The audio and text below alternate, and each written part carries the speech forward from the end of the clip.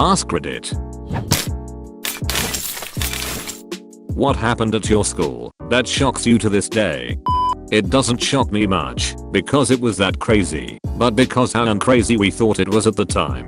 When I was around 11 or 12 and AIM or MSN were huge, there was a dummy account who suddenly started messaging a few of us with taunting messages, telling us that we were on their list. A couple other kids who weren't told that they were on the list tried messaging whoever it was and asking basically what that means. And they'd get variations on "their time is running out" or "clock's ticking."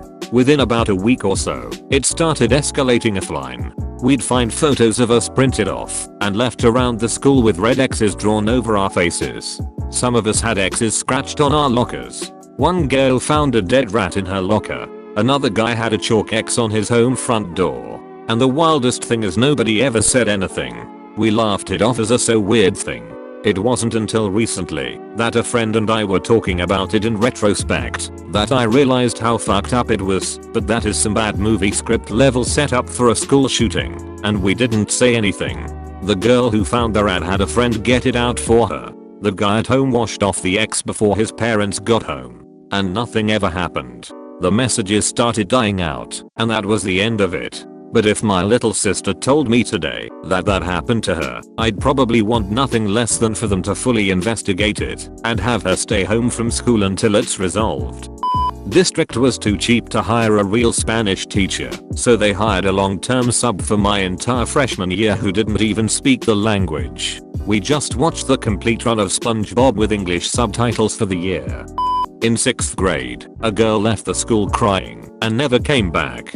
I didn't know what was happening at the time, but it turns out the girl had been pregnant and the two girls who knew, her friends, had told everyone about it. Now, this happened in Bhutan in the mid 2000s, so not everyone in grade 6 was 11 years old.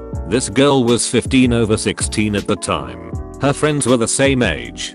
I was 11, and I knew the girl. She would treat me like a younger brother, picking me up from home on her way to walk to school and dropping me off in the evening. This image of her using the hem of her tego, like a blazer for girls, to wipe her tears as she walked away is burned into my eyes. Every time I see the specific green shade of our school uniform, I think of her. She came from a poor family and I guess they made a little money through an informal bed and breakfast. The man who raped this little girl was a taxi driver. Our English teacher knew she was pregnant, and the plan had been to have the girl deliver the baby during summer break discreetly. But the girl's friends could not keep their mouths shut. I never heard from her again. I've asked about her, and the only things I've heard in the last few years is that she eventually did go back to school. I get so angry thinking about this. Some kid slipped, banged his head on a table, and started having a seizure while blood trickled out of his ears. Didn't come back for a few weeks, and when he did, made a fake Instagram with some teachers' faces hitting a blunt and got suspended. Someone got stabbed in the head with a pair of scissors and was in school the next day with just 3 stitches. In college, a kid died by jumping off of the 2nd story of the pool house. They found him in the pool the next day. The school ruled it a suicide. However, it seemed to me he was trying to dive into the pool. This means he probably wasn't alone, and if he wasn't, whoever he was with didn't help or even call for help. A friend of mine was 13 when she was groomed by a teacher when we just started high school. She would linger after the school day and meet him in his classroom where they would make out. It lasted about a year. He had his ML account open on his class computer one day when she was waiting for him, and she saw that he was MLing a handful of other girls at the school. She testified against him about 6 years later. He was never struck off. Taught at the school for a long time. Married one of the teachers from the same school who supported him during his court hearings. The principal called the entire school into an emergency assembly one morning to deliver news a student had died. Her friends were distraught. Everyone was all morbid and lost in thought that morning until the girl came to school and had no idea what was going on. When I was a freshman, a senior boy committed suicide by closing up the family garage and leaving the car running. It all came out that his parents were putting a lot of pressure on him to succeed at school, sports, and other extracurricular activities, and he was profoundly unhappy. The guy was extremely well liked and no one saw it coming. The shocking part, to me anyway, was how the school made him vanish. No articles in the local newspaper, cut his picture out of the yearbook, and basically forbade any active discussion of his death. Forget skipping class to go to the memorial, it's better to move on quickly. The cheerleaders were selling sweatshirts for a fundraiser. One of them asked a teacher if he wanted to buy one. Teacher looked her dead in the eye and said, "I'll give you $50 for the one you're wearing right now." Needless to say, that was his last day as a teacher.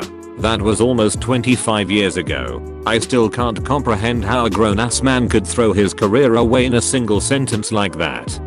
My 7th grade English teacher used to have an anger problem. Granted, I went to a bad school in a bad neighborhood, but he still got angry over nothing. He used to threaten to throw desks if we misbehaved too much. One time this dude was yelling at a student and slapped the ruler down on the table. It broke in half and splinters flew everywhere. He was given Teacher of the Year later that year. I told this story before, but a kid in my brother's Catholic high school put a matchbook under my brother's belt at the base of his back and lit it on fire as a prank, I guess, causing a pretty severe burn. His coach saw it and assumed the worst, abuse, and had my parents called in. After they threatened my dad with child abuse, my brother finally told them what happened and they were going to expel the kid who did it. My dad went to bat for the kid and said it was a stupid mistake and that the right education would assure that this would never happen again. The kid got to stay in the school based only on what my dad said. 2 weeks after this, my brother got caught outside a school dance with a Bartles and James wine cooler and was going to be expelled. They called my dad in again and told them they were expelling my brother and my dad flipped out. "I convinced you to keep a boy that set my son on fire in this school and you are going to kick my son out for drinking a wine cooler.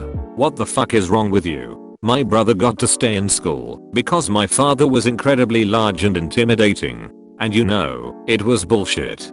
A girl got stabbed during passing period. One day I'm going outside for a physics project and my class sees a trail of blood from a bathroom to the nurse's office. Got put on a brief hard lockdown as a precaution.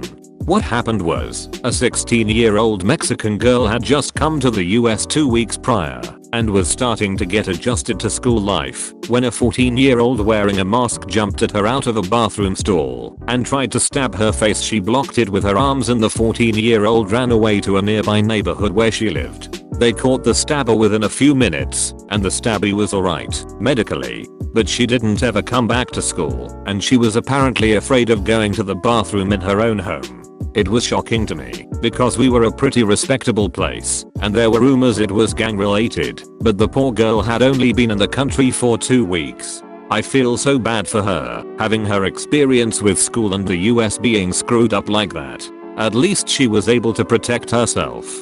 When I was in 10th grade there was this special needs student, we'll call him Jeff for security reasons, who had a serious obsession with the military. He would show up wearing US Army military uniforms and ironically, like he was a badass. I looked him up on Facebook and his profile picture is him holding an airsoft gun with the tip painted black. Looks like an M4. Now at this time I still do, collected military memorabilia.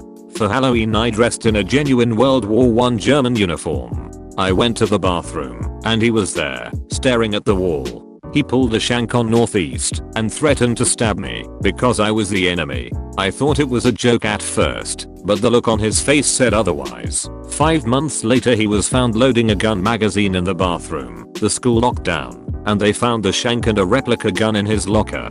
He confessed to threatening to stab 10 people, all of which reported it, and the school called the police. He was arrested and detained on site. He was back a week later.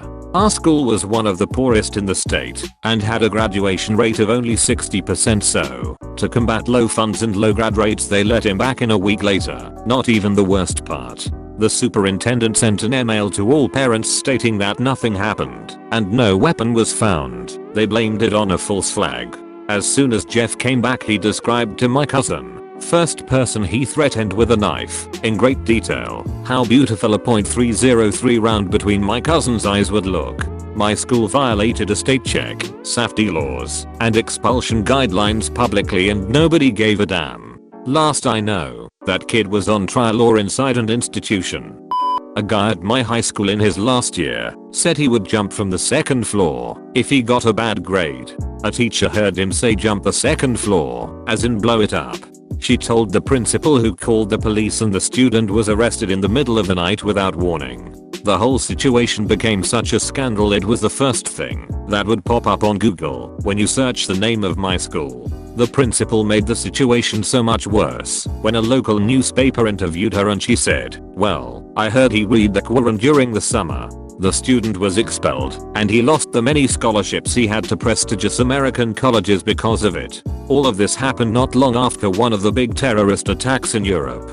You have been visited by Danny Dorito. Subscribe to get danked. Thanks for watching.